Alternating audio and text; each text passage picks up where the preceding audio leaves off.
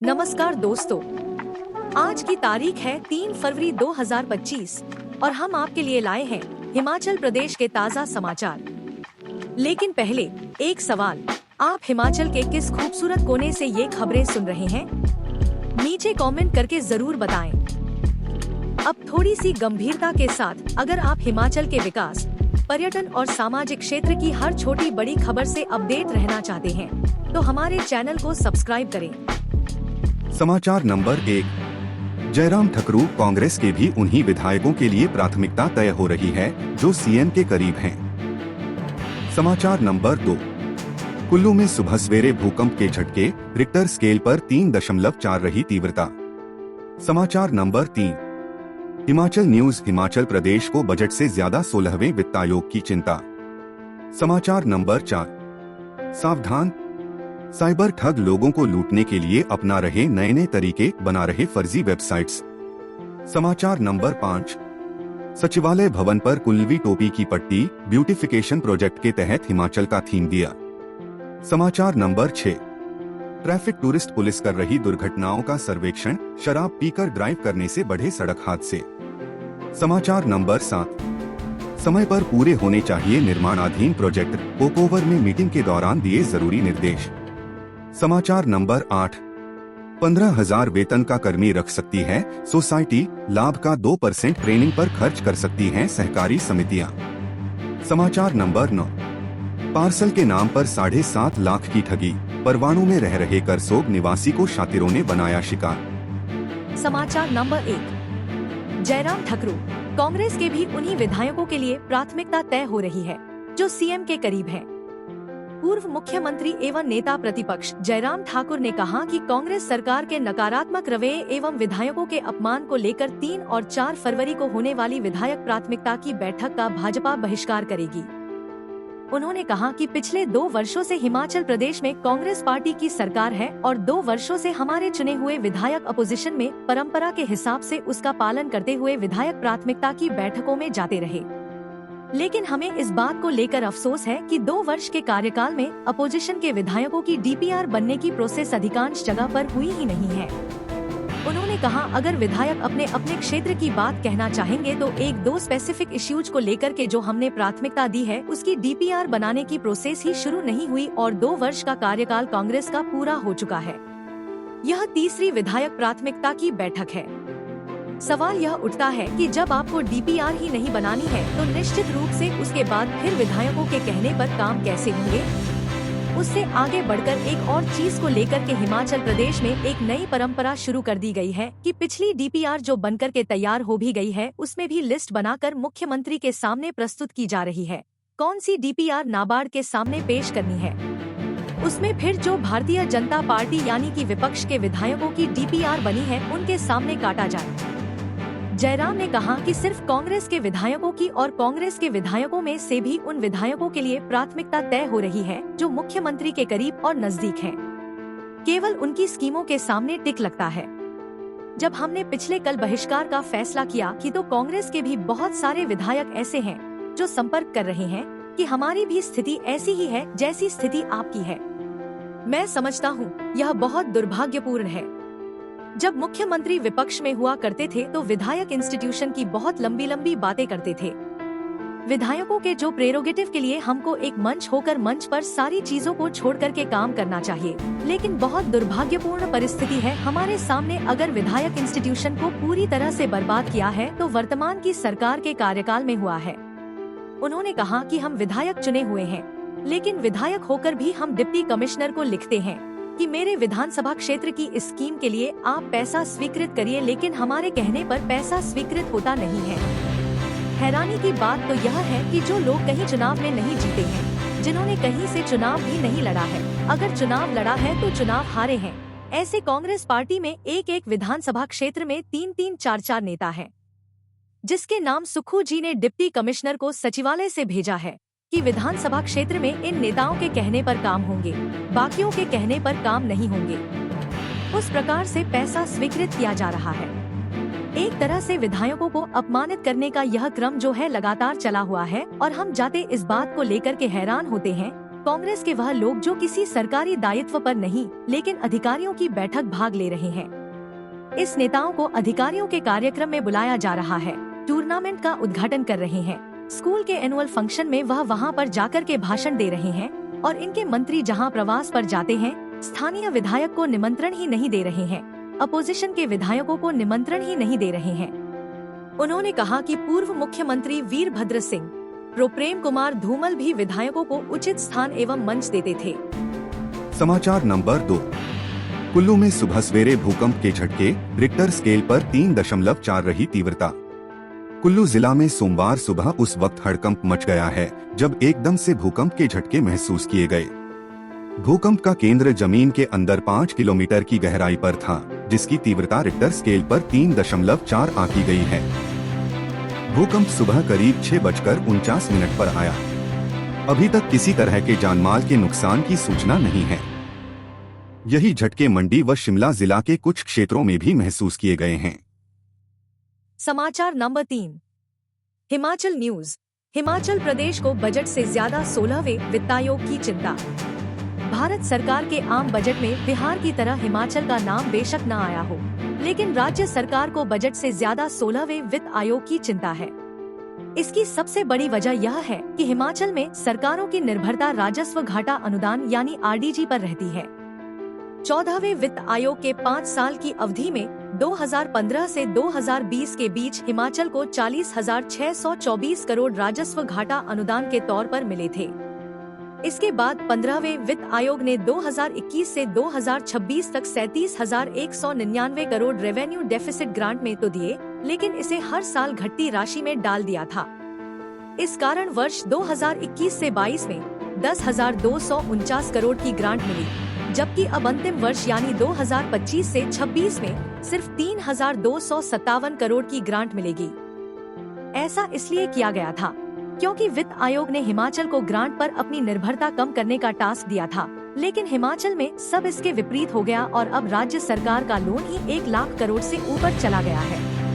ऐसे में वर्ष 2026 से शुरू हो रहे 16वें वित्त आयोग ने यदि राजस्व घाटा अनुदान को बढ़ाया नहीं तो राज्य के लिए आर्थिक चुनौतियां और कड़ी हो जाएंगी। इसीलिए राज्य सरकार के अफसर वित्त आयोग में काम के अधिकारियों के संपर्क में हैं। राज्य सरकार ने अपने कर्मचारियों को चुनावी वादे को पूरा करते हुए ओल्ड पेंशन स्कीम दी है। इस स्थिति और फॉर्मेट पर OPS देने वाला हिमाचल देश में अकेला राज्य है। दूसरी तरफ महिलाओं को 1,500 रुपए देने की शुरुआत भी जून 2024 में ही हुई थी। इन दो फैसलों को वित्त आयोग किस तरह से लेगा, इस पर राज्य की ग्रांट निर्भर करेगी। हिमाचल दौरे के दौरान हालांकि वित्त आयोग ने बिना बजट खोले गए संस्थान बंद करने के फैसले का स्वागत किया था। अब 520 नहीं, सिर्फ 270 करोड़ रुपए मिलेंगे हर महीने। केंद्र सरकार से हिमाचल को मिलने वाला राजस्व घाटा अनुदान 1 अप्रैल 2025 से सबसे कम हो जाएगा। इस साल राज्य सरकार को हर महीने की 6 तारीख को दिल्ली से 520 करोड़ रेवेन्यू डेफिसिट ग्रांट मिलती थी। कर्मचारियों को सैलरी देने के लिए यह सबसे बड़ी मदद है। वर्तमान वित्त वर्ष में यह राशि 6,218 करोड़ थी, जो अगले साल 3,257 करोड़ हो जाएगी। यानी नए वित्त वर्ष में हर महीने 6 तारीख को सिर्फ 270 करोड़ ही मिले, जबकि सैलरी और पेंशन का एक महीने का बिल 2,000 करोड़ है। कैग से भी मांगी है रिपोर्ट। 16वें वित्त आयोग की सिफारिशें वर्ष 2026 से 27 से लागू होंगी, इसलिए आयोग को 2025 में ही अपने रिपोर्ट देनी है।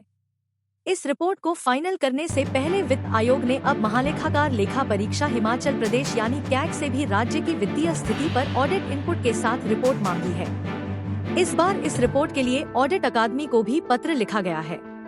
आयोग के पास राज्य सरकार द्वारा दिए गए ज्ञापन के आंकड़े पहले से हैं। इनकी तुलना ऑडिट रिपोर्ट्स के साथ भी की जाएगी।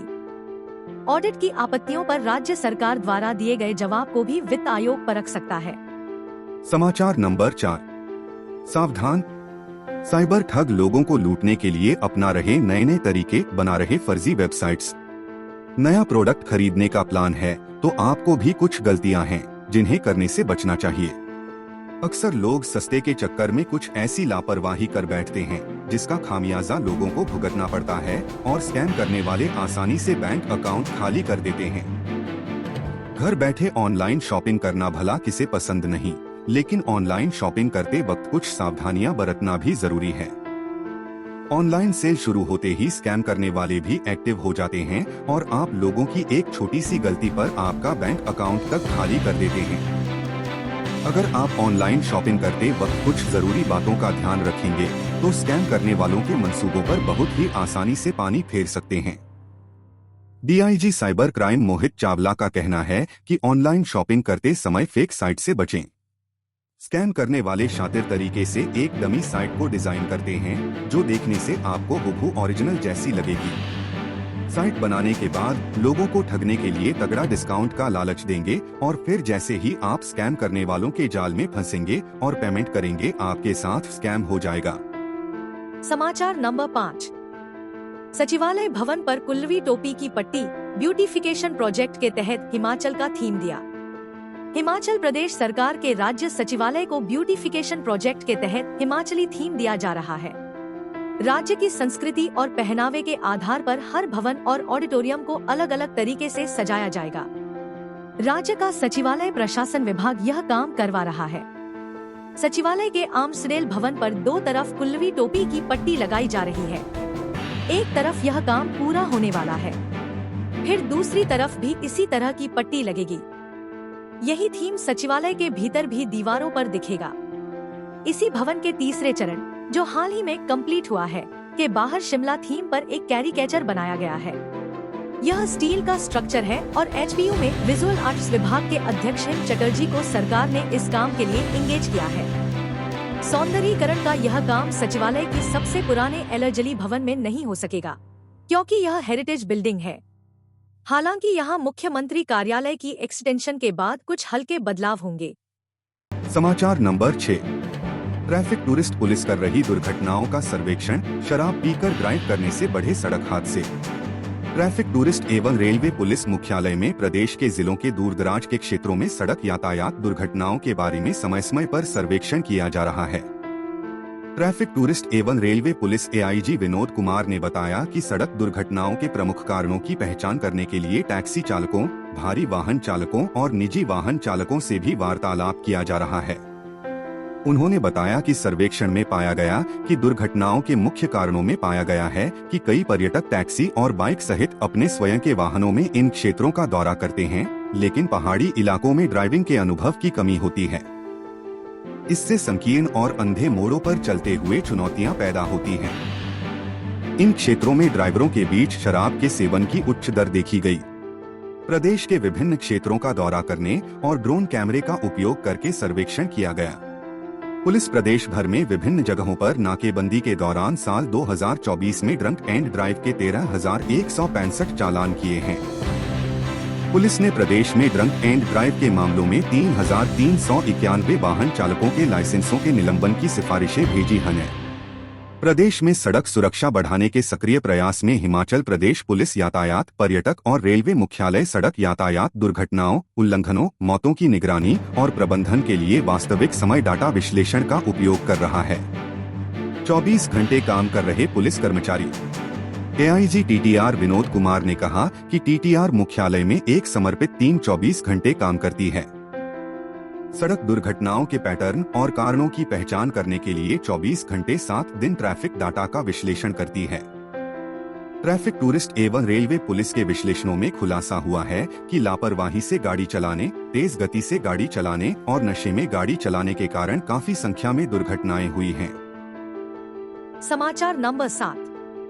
समय पर पूरे होने चाहिए निर्माणाधीन प्रोजेक्ट, ओक ओवर में मीटिंग के दौरान दिए जरूरी निर्देश। राज्य सरकार के आगामी बजट को लेकर तैयारियां तेज हो गई हैं। मुख्यमंत्री विधायकों से मुलाकात कर बजट पर उनकी राय ले रहे हैं। मुख्यमंत्री सुखविंदर सिंह सुक्खू ने इस कड़ी में रविवार को सोलन के 4 विधायकों के साथ मीटिंग की है। मुख्यमंत्री सुखविंदर सिंह सुक्खू ने कहा कि जिला में निर्माणाधीन सभी परियोजनाओं को समयबद्ध पूर्ण करने के लिए जनप्रतिनिधियों को निरंतर प्रयास करने चाहिए। उन्होंने कहा कि नवीन परियोजनाओं में नवाचार को विशेष अधिमान दिया जाना चाहिए और उनकी परिकल्पना हरित राज्य दृष्टिकोण से की जानी चाहिए। मुख्यमंत्री सुखविंदर सिंह सुक्खू रविवार को आधिकारिक निवास ओक ओवर में बैठक को संबोधित कर रहे थे। इस मौके पर उन्होंने जिला से संबंधित विभिन्न विकासात्मक कार्यों पर चर्चा की। मुख्यमंत्री ने विधायकों से हर विधानसभा क्षेत्र में चल रहे विकास कार्यों की विस्तृत जानकारी और फीडबैक ली। सुखविंदर सिंह सुक्खू ने कहा कि प्रदेश सरकार द्वारा जन कल्याण और राज्य के समग्र विकास के लिए अनेक महत्वाकांक्षी योजनाएं कार्यान्वित की जा रही हैं। उन्होंने इन योजनाओं का लाभ अधिक से अधिक लोगों तक सुनिश्चित करने के लिए विधायकों से निरंतर सार्थक प्रयास करने को कहा। उन्होंने कहा कि सरकार ने ग्रामीण आर्थिकी को सुदृढ़ करने के लिए अनेक पहल की है। ग्रामीण क्षेत्रों में नवीन योजनाएं व कार्यक्रम कार्यान्वित किए जा रहे हैं। सरकार के इन प्रयासों को फलीभूत करने के लिए लोगों को योजनाओं का लाभ प्राप्त करने के लिए जागरूक किया जाना चाहिए। उन्होंने कहा कि सोलन जिला का प्रदेश की आर्थिकी को सुदृढ़ बनाने में अहम योगदान है। मुख्यमंत्री ने विधायकों से जिला की भावी योजनाओं पर भी विस्तार से चर्चा की। सरकार प्रदेश का सर्वांगीण विकास सुनिश्चित करने के लिए प्रतिबद्ध है। बैठक में विधायक राम कुमार चौधरी, संजय अवस्थी, विनोद सुल्तानपुरी और हरदीप सिंह बावा उपस्थित थे। समाचार नंबर 8। 15,000 वेतन का कर्मी रख सकती है सोसाइटी, लाभ का 2% ट्रेनिंग पर खर्च कर सकती हैं सहकारी समितियां। सहकार भारती ने अपनी स्थापना के 26वें वर्ष के कार्यक्रम में सहकारी समितियां को नए फैसलों से अवगत करवाया है। सहकार भारती ने बताया कि हिमाचल प्रदेश में संविधान का 97वां संशोधन लागू कर दिया गया है। सरकार ने यह भी निर्णय लिया है कि सहकारी समितियां अपने लाभ का 2% अपने स्तर पर प्रशिक्षण के लिए खर्च कर सकती हैं। समितियों को अपने स्तर पर 15,000 रुपए तक के वेतन पर कर्मचारी बिना विभाग की अनुमति के नियुक्त करने का अधिकार दिया गया है। राज्य में 5,000 से ज्यादा सहकारी समितियां काम कर रही हैं। सहकार भारती के आगामी कार्यक्रमों में अप्रैल में कांगड़ा में प्रांत महिला अधिवेशन का आयोजन होगा। इसके अलावा मई और जून में मत्स्य अधिवेशन एवं स्वयं सहायता समूह अधिवेशन करने का निर्णय भी लिया गया है।